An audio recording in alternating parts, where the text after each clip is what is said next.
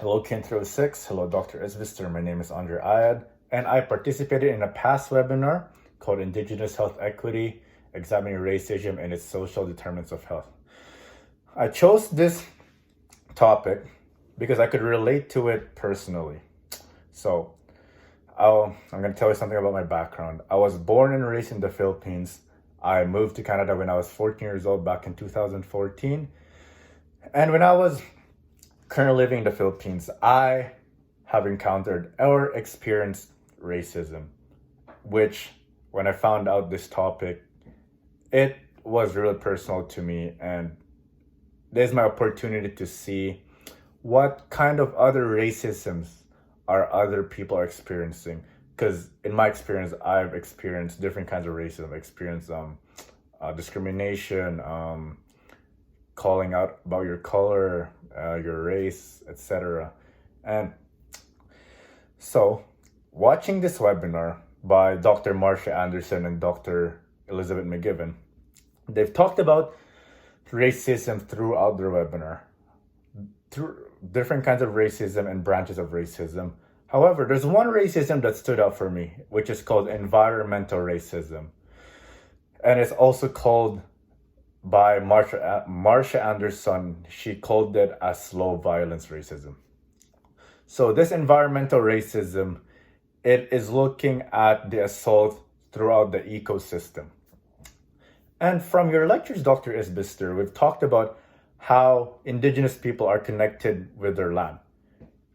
And by looking at this environmental racism, they were assaulting the ecosystem, which technically this ecosystem refers to the land, and how the connection of Indigenous people to the land is very personal to them, because this is what they are, is their land.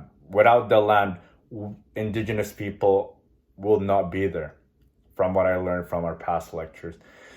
And basically, in my opinion, the land is basically what is the glue that holds Indigenous people together, because there's the animals that they care for, the plant, which is the source of their food, medicine, and it's just overall their well-being is connected to that land.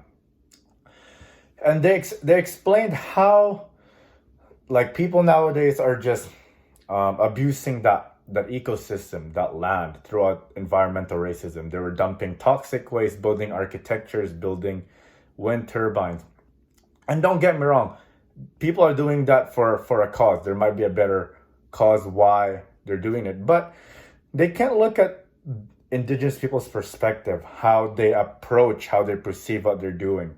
They don't know that they're actually destroying their home, which is causing that slow violence. And they also talked about how these toxic waste that they're dumping to that ecosystem have an effect to Indigenous people.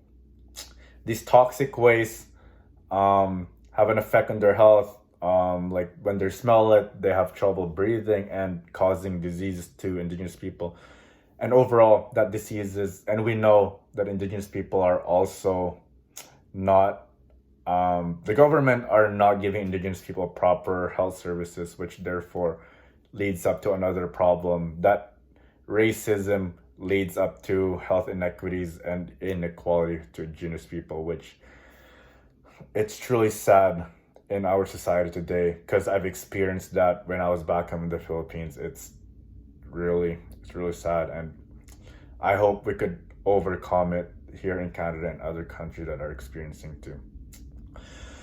So overall, I found this one quote from Dr. Bishop Desmond saying, if you are neutral in situations of injustice and you are choosing the side of an oppressor. And that's such a powerful quote, because nowadays, like what's happening in the States right now about injustice, political injustice, we can't just ignore that it's not happening here in Canada. We have to act. We can't just go with the flow. We cannot just be silent. We gotta voice our opinions in order to overcome and to become better for our future generations.